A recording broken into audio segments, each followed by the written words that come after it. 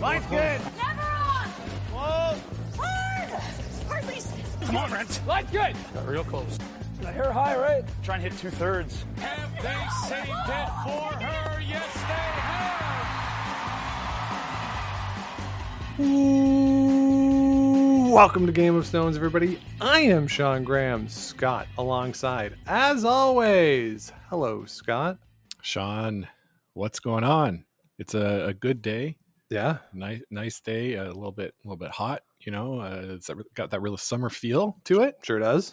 Yeah, and so as we're moving into the summer, we're here to talk about some summer topics. Yeah, a few summer topics. We talked yesterday about the last event of the season. I should have specified the last international event of the season. The American National Championships are going on right now. Now, the two teams that represented the United States at the World Championships, I guess all three, given the mixed doubles too, all of those players are not participating this week. So this is really basically an Olympic trials qualifier in a lot of senses. So my apologies for seeming as though I was dismissive of that. That wasn't my goal, but we do want to start looking ahead to the summer a little bit. One of our favorite traditions on the show is to do some power rankings at the end of the season to see where teams stack up in our minds, because oftentimes, Scott, it's different from where the world rankings are or where the Ken Palm rankings are. We have a bit of a different approach to things here.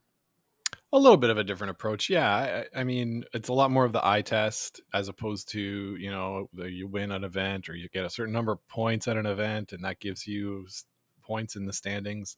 Ours is a little more subjective. I would say I take a little bit more of a mathematical, statistical approach to it, but I like to blend a lot of stuff. Right. And Sean, you're more of an eye test guy. Yeah. Correct me if I'm wrong. Yeah. Who wins? Who wins the game? Yeah. All you play to win the game, right? Right. Yes. So as per usual, we will separate this out, do the men's power rankings next week. This week, we're going to do the women's, and we've divvied this up. So the women's power rankings I have done, and Scott will react to my rankings. And then next week, we'll do the opposite, where Scott will present his rankings on the men's side, and I will react to it. And this should be a lot of fun. So Scott, are you ready for my women's post-Worlds power rankings? Yeah, so we're going to do counting down top 10. Yeah, it's more fun that way, right?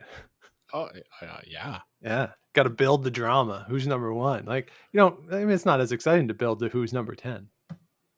I mean, it could be for those, 3-4 teams that are on the cusp, but yeah, I think it's better that way. Maybe we can give some honorable mentions if there's any outside the top 10. Well, okay, so this is my first issue. I have two teams tied for 10 because I couldn't decide on where I wanted to go with this. So my two teams that are tied for 10th in the power rankings are two Manitoba squads, Jennifer Jones and Tracy Fleury. So, Scott, here's my rationale for Jennifer Jones. Greatest skip of all time. I feel bad leaving her out.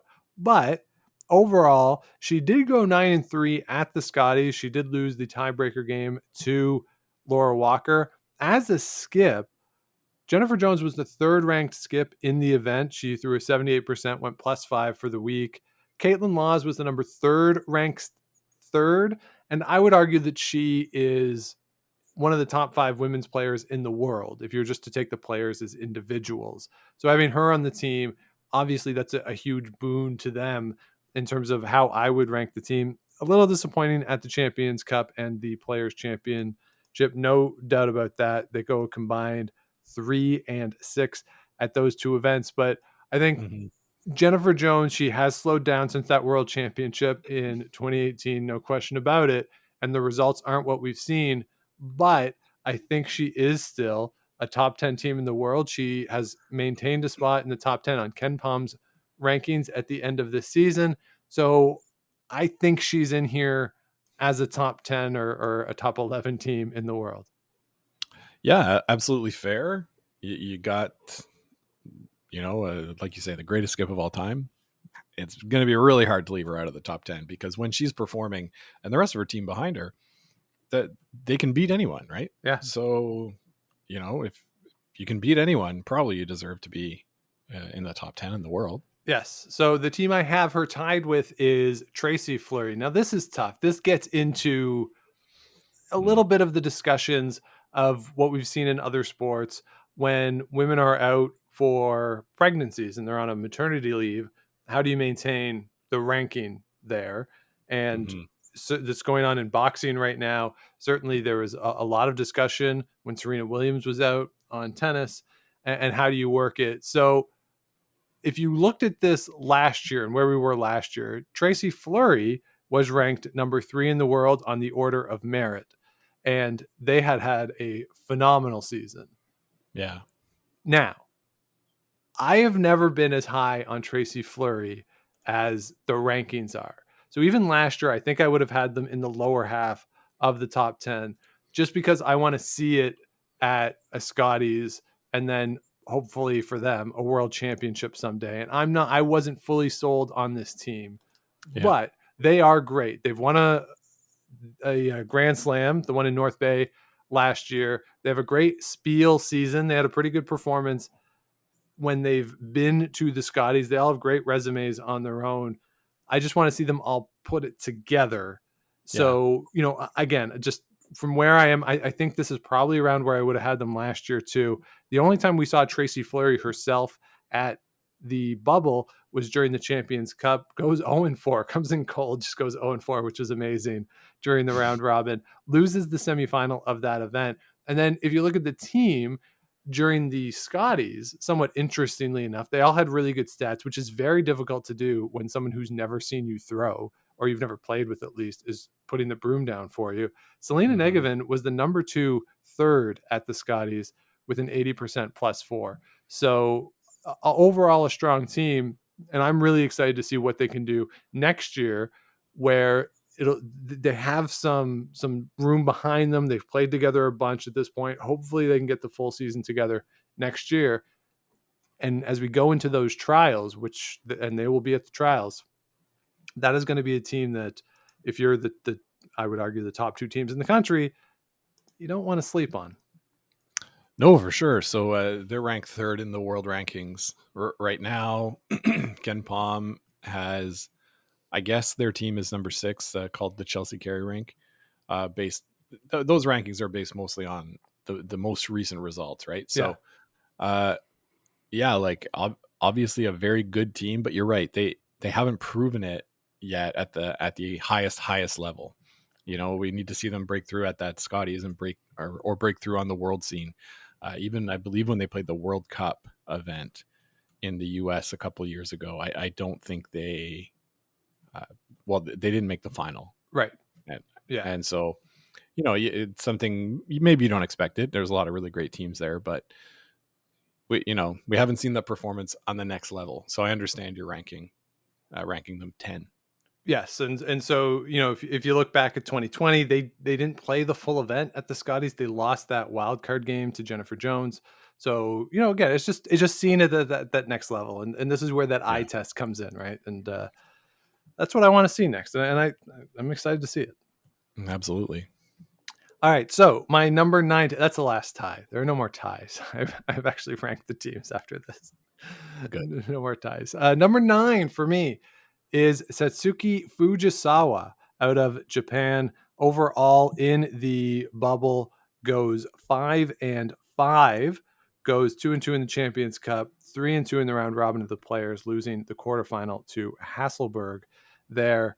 And Scott, I would say they benefited a little bit in terms of how I would think of them by not being at the World Championship. And I would argue that, or I would expect that had they been there, Japan would have done better than 5-8. I think they would have outperformed Yoshimura and given the country a better chance to have that spot at the Olympics. Overall, just a really good team. If you look at the world rankings, they're pretty high up there. They're in the top 10, number 4 actually, as we sit right now. And a team that I've always liked. I'm a fan of them. I like watching them play. I think they deserve a spot in the top 10. Okay. Like you say, the rankings say they should be there. It's hard given that we haven't seen that much, but I think that's going to be the case for all of these teams. They have a track record of playing well, a good track record at World Championships. So yeah, I can definitely see this team being a part of this top 10. Yeah, and let me just correct myself. I said overall they went. What did I say? Five. They went 6-6 overall. I should say that. Lost the Hasselberg quarterfinals at the Players and won a tiebreaker in the Champions Cup before losing to Rachel Homan. So overall, 12 games in the bubble this year, and they split them down the middle. Okay, but like I say, the track record I think elevates them a little bit higher. The rankings alone might have them higher than you've got them, but I think based on what we've seen, that's pretty fair. All right, let's move on up to team number 8 in my rankings. Scott, this is a team that when we previewed the Scotties, we said, hey, could this team take another step forward? And they did. That is Laura Walker's squad out of Alberta. Very impressive performance. They go 9-3 in the Scotties round robin. They win the tiebreaker over Jennifer Jones before losing that semifinal to Carrie Anerson. Laura Walker herself as the skip, she goes +6 on a 77% for the week. But somewhat interesting, Scott. And I wonder if this is one of those things that they'll look at, or she'll in particular look at, or if opponents will look at over the week. And this, again, could be just an anomaly for the week. She threw 81% on draws, 76% on hits. But there was a very significant disparity between her in-turn and her out-turn. On draws, in-turn was 76%, out-turn 84%. And on hits, she threw 73% on her in-turns, 78% on her out-turns. So that is a pretty significant shift in the numbers between the two turns. So that's something that I just noticed when I was going through this. And I'm curious to see how that will look moving forward, if that is a trend at all. But overall, very solid performance for the team at the Scotties. They weren't in the mix for the Grand Slams. Laura Walker was scheduled to play, but something happened, which we will talk about, that prevented her from playing in the Grand Slams. And just overall, Scott, I think, as I said, we wondered if they could take that step. They took it, in my mind. Okay. So interesting to me on this one. This is one of the first that I'm a little bit surprised that that you've got Team Walker that high. To me, they're sort of in the same camp as the Tracy Fleury team, in the sense that, you know, we've seen them have a pretty good couple of years, not quite break through at nationals. They've made the playoffs for both times, which is better than the Fleury team has been able to do. So I'll give you that. But again, you know, I feel like I need to see a bit more. Okay. I understand putting them at 8. I'm looking at the top 10 right now, and I'm thinking, okay, so Laura Walker's team outside the top 10. Yep, she is. So which ones is Sean going to bring down and out of that top 10? So that's what I'm looking for. So a little bit interesting. Okay. But yeah, I see your reasons, and I get it. All right, and I'll just do a quick fact check on you, Scott. In 2020, they did not make the playoffs. They actually didn't make the championship pool. Oh, that's right. Scotties. That's right. They got off to that hot start and then the last four. steam. Yeah. All right, so number 7 for me, Scott. If you're looking for me to cut one team from the world ranking top 10, now you got to look for 2. I got Minji Kim here at number 7. Overall, they go to not a great record in the bubble. Overall, 4-6. They lost a tiebreaker to Alina Kovaleva at the Champions Cup. But Scott, I'm using the same rationale here for what I used on Satsuki Fujisawa, in part that them not being at the World Championship, in my mind, almost helped them, at least is how I conceive of them as a team. It was great to see Eunjun Kim and that team after all they went through. I would argue at this point, Minji Kim is a better team. And if I'm the Korean Curling Association, and if you listen to Rocks Across the Pond, their most recent episode, they detailed how somewhat convoluted the Korean selection system is going to be. There's 3 different events, and they'll only get to the 3rd event if the same team doesn't win the first 2. And you can check out the way they describe it. But if I'm the Korean Curling Federation, I'm kind of hoping for Minji Kim to come through and be my rep going to that last chance qualifier. Interesting. That's very interesting. Yeah, not a lot to give between those two teams, to be honest.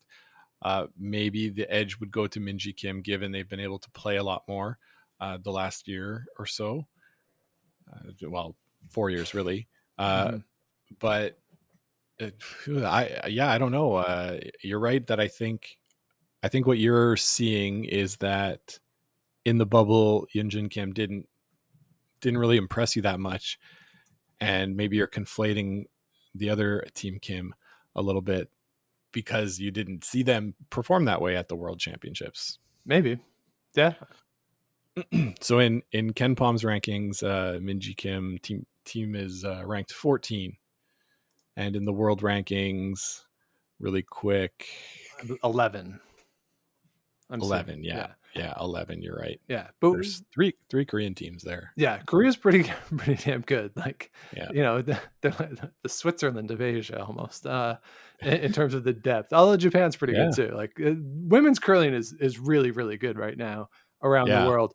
The other thing too for Minji Kim, when we did see them at the World Championship in 2019, they did go 9-3 at that event into the playoffs. So they have a strong performance on the world stage. Now, Eunjung Kim also has a very strong performance on the world stage. It's just a case of where are the teams right now moving forward. And that's going to be a qualifier national championship to really pay attention to as we get closer to the fall. And theirs starts really early in Korea. So it'll be interesting to pay attention as we move through the summer, what's going down on the Korean peninsula. Yeah. Okay. I can buy it. I can buy your argument.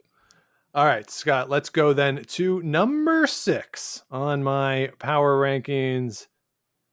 And this team broke through, won their country's first medal in women's curling in a decade and a half. I'm going with Tabitha Peterson winning the bronze medal at the Women's World Curling Championship. Didn't do that great at the slams, but came through when it mattered, qualifying the United States for the Olympics and getting that medal. Scott, I was so impressed with Tabitha Peterson, and it was almost like Amber Holland in 2011, where she was just bailing her team out, it seemed like, every game. And that switch of lineups, it was great last year, and I think it confirmed that it was a good idea to have Tabitha Peterson throw last. Now, last year, the switch was made out of necessity, but I think you keep it moving forward based off of the results and where we are. And I think Tabitha Peterson throwing last gives this team the best chance to succeed. And if they can beat Jamie Sinclair, which I would put them as a slight favorite right now, I think it puts the country in the best position to earn a medal at the Olympics next year. Okay.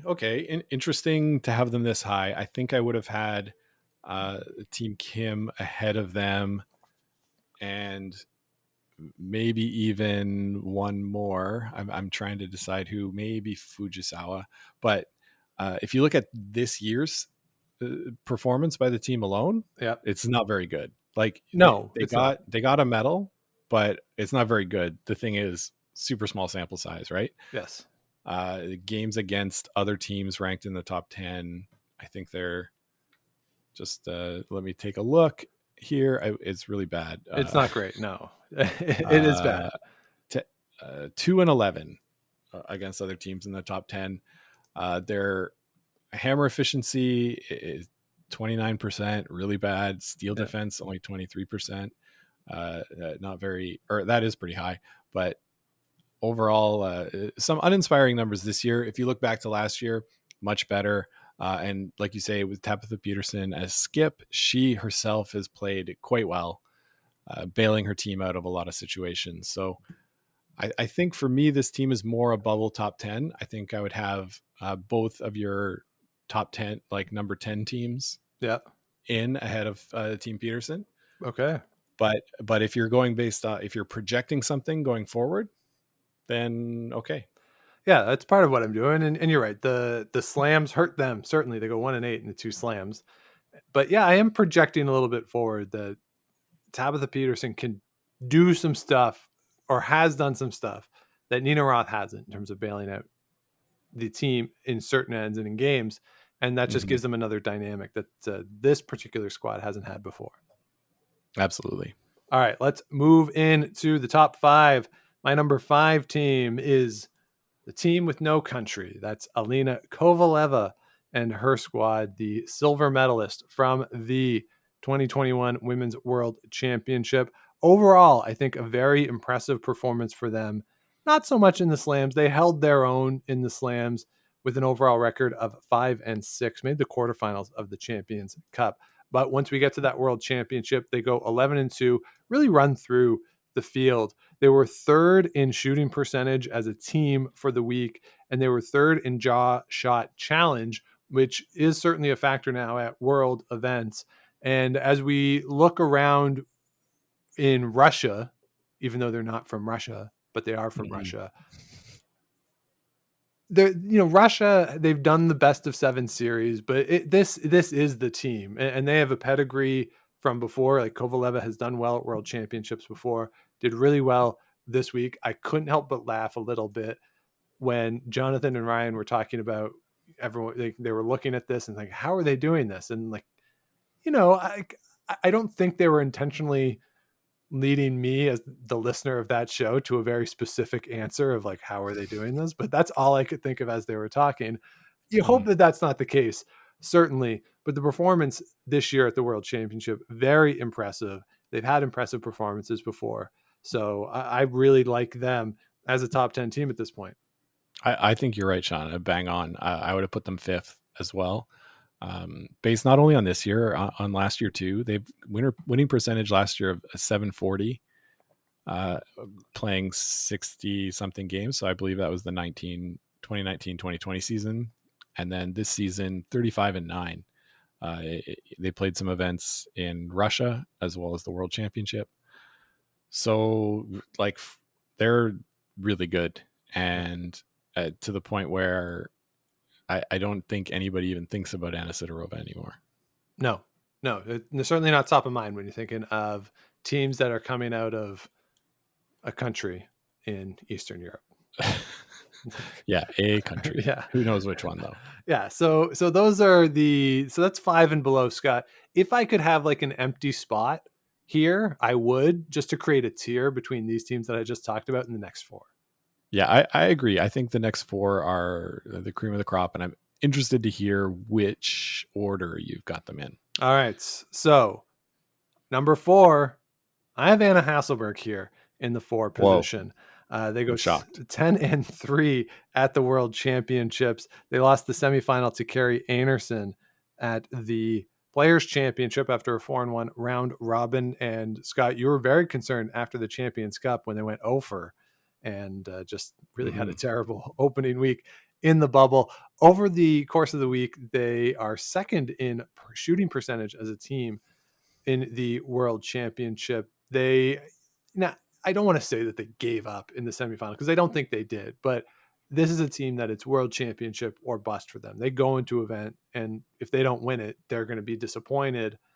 And, Anna Hasselberg, the only thing left for her to win in the sport, unless, she's really into winning a senior championship, world championship at some point, is the Women's World Championship. And I don't think that'll be her focus next year. It'll still be the Olympics, trying to repeat as the Olympic champion. They're great. They're a phenomenal team, top to bottom, no question about it. But their bubble performance, I would argue, compared to the other 3 teams who we'll talk about, was just a little lesser than. So that's why I would have them 4th out of those 4. Okay. I see what you mean. I hear what you're saying. I would still, I know past performance does not predict future outcomes, but I would still weight that past performance a little bit higher in my mind than one of the teams on this list that's left to come. Okay. I'm sure you're not going to throw a weird curveball at me and pick Madeleine Dupont because she made the playoffs. But 4th, I see the argument to it, but I don't agree. Okay. All right. Well, when we get to the end of mine, we can see where you rank these 4 teams. And yes, you're right. Suzanne Birt is going to be number 1. So Rocks and play, baby. Number 3, I have Rachel Homan and the team out of Ontario. And Scott, really impressive bubble performance for Rachel Homan herself. She throws 82% at the Scotties as a +6. They lose the final of the Players' Championship, win the Champions Cup, of course, losing the final of the Scotties. Overall, in the bubble, they go 21-7. And I put them 3 only because I think top to bottom, like I think you can even make a case that Hasselberg top to bottom is a better lineup than Homan. But I think Homan is the best player in the world. So she can overcome, if it's like 2 percentage points difference over the course of a season, her team being a little worse. And I don't even think it would be 2 percentage points. But I really think that Rachel Homan solidified herself in my mind as the best player in the world. I agree that she is maybe the best player in the world. She's lost 3 Scotties titles in a row, so I would put Anna Hasselberg above. All right. I mean, there's no denying the greatness of this team. Yeah, they're really good. But they're really good, but they've come short those 3 times. And if we look at evaluating some of the other teams based on, I want to talk about one team that you've left off the list eventually, but basing it on sort of the most recent performance that you've seen, I think Anna Hasselberg would be on top of Rachel Homan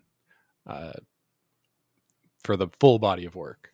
I can see that, but here's sort of the issue, right? When you say, okay, well, Rachel Homan has lost 3 Scotties in a row. I will also point out she made the final of every event she played in this year. She's made the final of every Scottie she's played in since like 2016. You know, just sort of the and she's not like, she's younger than me. It makes me so sad that she's so much more accomplished than me in every way possible. Like she's so good, and the team is really good too, obviously. But the comparison of, well, Homan's lost these Scotties finals, I think you could almost make some sort of comparable case where for Anna Hasselberg, the world championship is almost like her Scotties in a way. Like if you want to look at it that way, which is so like Canada centric, Canada's the best, which I hate to do. But her big event for the year that she's really trying to win is the world championship. And like Rachel Homan in the past 3 years, Anna Hasselberg hasn't been able to get over that hump either. So if we're looking at failures or inability to win at that pinnacle or that signature event, you have the same issue for Hasselberg. Yeah, that's a good argument. I'll agree with you there. They're both great teams. I think we're just picking hairs, and yeah, we are splitting hairs. Do you pick hairs? Do you split hairs? I have no hair. I have no hair. I don't know. It's all good. Yeah, me neither. That's why I don't know either. And I guess if you say you have one skip throwing the last shot, who do you want? Rachel Homan or Anna Hasselberg? Yeah.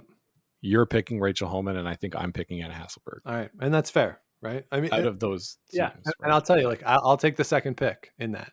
Like, and be really comfortable. Very comfortable with it. All right. Okay. Let's move up a notch. Scott, my number 2 ranked team, Carrie Anderson, the team out of Gimli. Unbelievable performance this year overall. Scott, I noted this down, and I just did the Scotties because I was curious. The back 3 players, so Burchard, Val Sweeting, and Carrie Anderson, each of them were the number 1 ranked player at their position over the course of the Scotties. They played 14 games, and Carrie Anderson got a plus in 12 of those games. She was a minus once, and that's when she threw an 80% game against Rachel Homan in draw 17, the round robin game that they lost.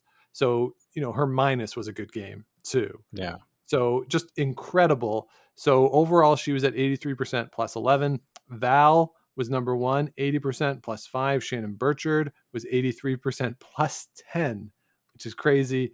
And Brianne Mayer really just brought shame to the team by throwing 82% and only being a +2.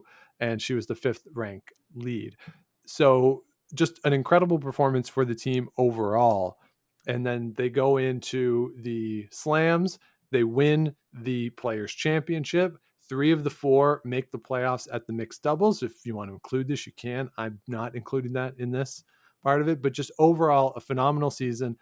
Yes, they went 1-5 at the start of the Women's Worlds, but they also went and recovered and won 6 of the last 7 games to get that Olympic spot. So I have to have them obviously very high. I put them ahead of Homan because they won the last 2 Scotties finals against Rachel Homan. I agree. I agree that with this spot for this team, we talked about last week on our show, the bubble superlatives. The team of the bubble was the team Carrie Anderson.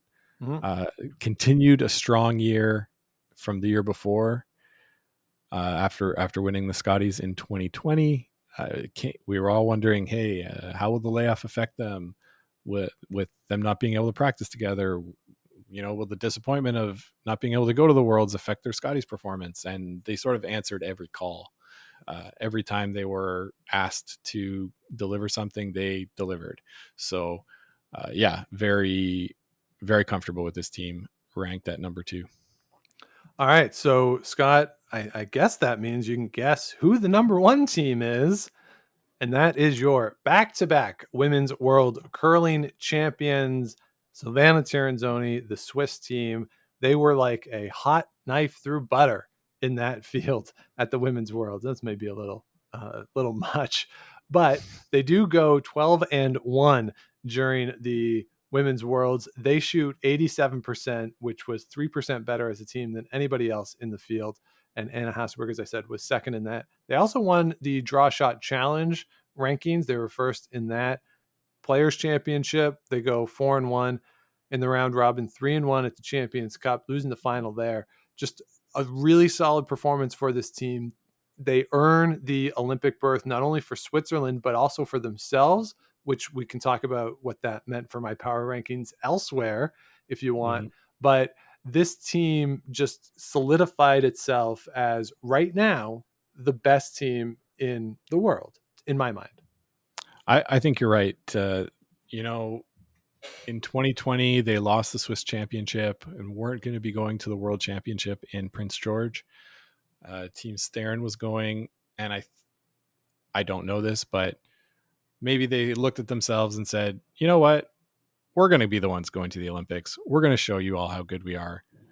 When they brought Alina Patson to this team, I was sort of curious, like, oh, I wonder why she would want to do that. Why the shakeup on the front end, and they've proven why. She's ice cold, right? She's got ice cold water running through her veins. She can make any shot, draw the pin at the drop of a hat, make a big takeout. Any shot she's got. This team can play any style, and they can play it well.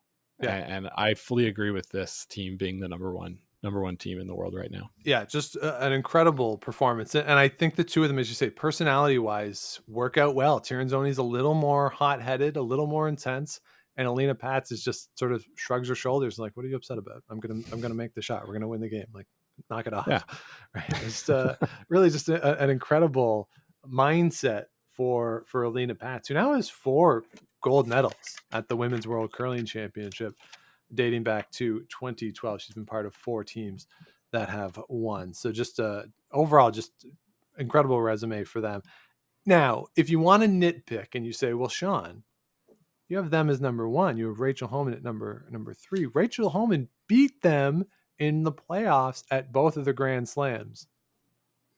Sure, that is true. Oh, Grand Slams. That is true. But, just that Women's World performance was just so impressive from post to post. Just an incredible, just so good. And again, the sweeping, the whole lineup 1 through 4. I think what you see with the top 4 teams is 1 through 4, really no weaknesses at all, from sweeping to line calling, communication's really good. Just incredible teams that if you're going to beat them, you have to play really well and hope that they don't play as well as they do. And honestly, if the Olympics were these 4 teams just like playing the whole time, I'd be okay with that, I think, because that would be very entertaining. Yeah, these are pretty clearly the 4 best, and whichever order you want to put them in, I understand. But I do think that the Tirinzoni should be at the top, given what we've seen this year and the couple of years before that as well. Yeah. All right, so let's just run it back real quick. So number 10, I have a tie: Jennifer Jones, Tracy Fleury. Number 9, Satsuki Fujisawa. Number 8, Laura Walker. 7, Minji Kim. 6, Tabitha Peterson. 5, Alina Kovaleva. 4, Anna Hasselberg. 3, Rachel Homan. 2, Carrie Anderson. And 1, Silvana Tirinzoni. So, Scott, who did I surprise you with by leaving off my list of 11 teams here? So, Sean, the big surprise for who is left off this list is obviously Eve Muirhead and the Scottish team. Very, very disappointing week at the Women's Worlds for them, not being able to secure a berth in the Olympics. They're a team that I still think is very good, but yeah, that they've sort of been a bit more on the downswing the last couple of years. Although I think last year when we did our women's preview before we knew it was canceled, I think I picked her to win. Oh, maybe.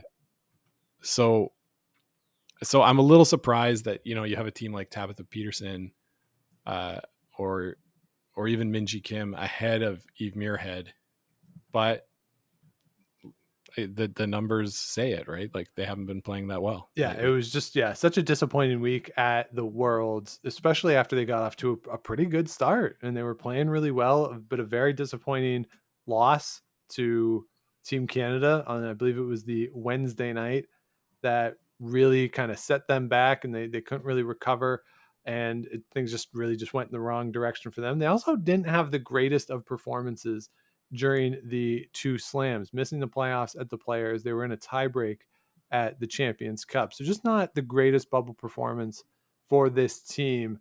And yeah, I would probably have them, 12, 13, 14 in that range. Like, still a really good team.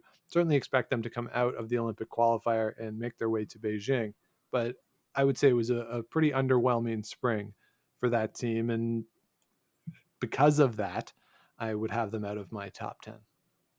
Yeah. Yeah. I mean, it makes sense. It's a little surprising though, right? Yeah. Now the other team that I had out of the top 10 that's currently in the top 10 in the world on the order of merit is Elena Stern.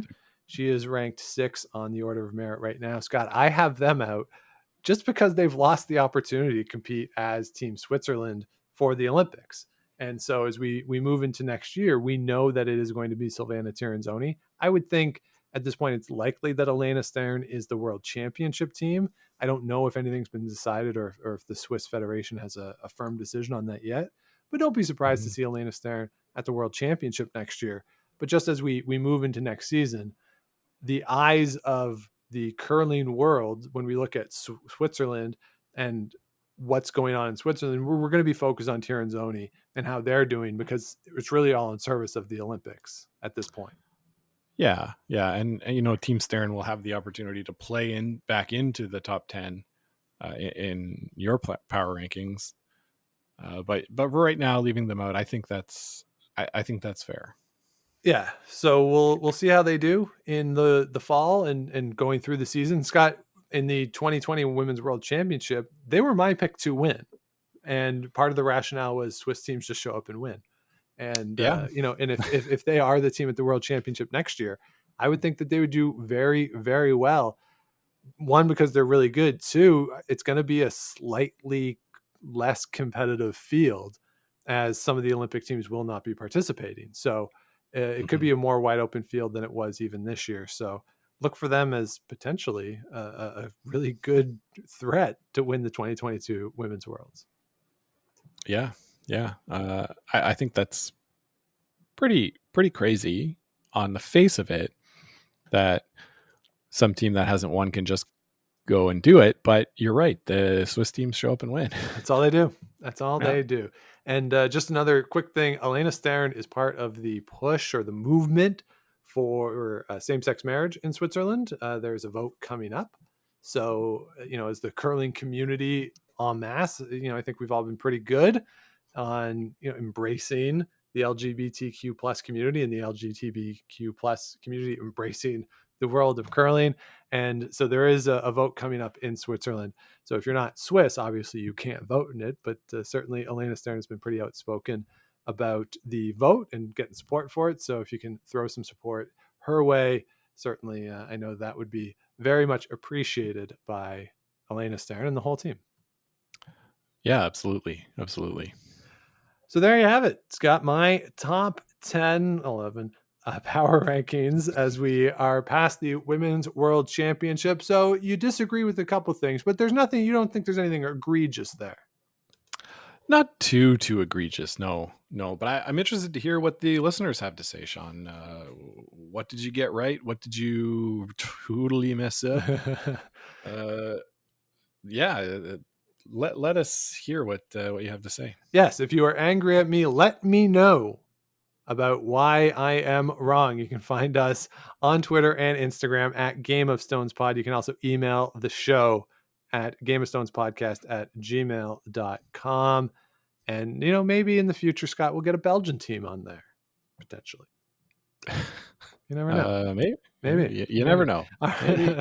So that will do it for this week. Thank you so much, everybody, for listening. If you have not yet, please do subscribe to the show wherever it is you get your podcast, likes, ratings, comments, all that good stuff. Tell other people about the show, too, as we go through the power rankings and some of the fun stuff that we have planned for the summer. We greatly appreciate it. You can also find us on the interweb at gameofstonespod.com. All the past episodes are there. If you missed our curling bubble superlatives, you can find the episode for it. But also, I did up a written post with all of the nominees and the winners, videos, all that good stuff that you can find gameofstonespod.com. Plus, the merch tab is there. I received my second hoodie in the mail today, Scott. Ooh, gonna be a cozy week for you. Too bad it's 1,000,000 degrees out. Yeah, but it's supposed to get cold later in the week. So Okay. I might have a chance to wear it this week. If not, it'll be fresh for the fall. Cool.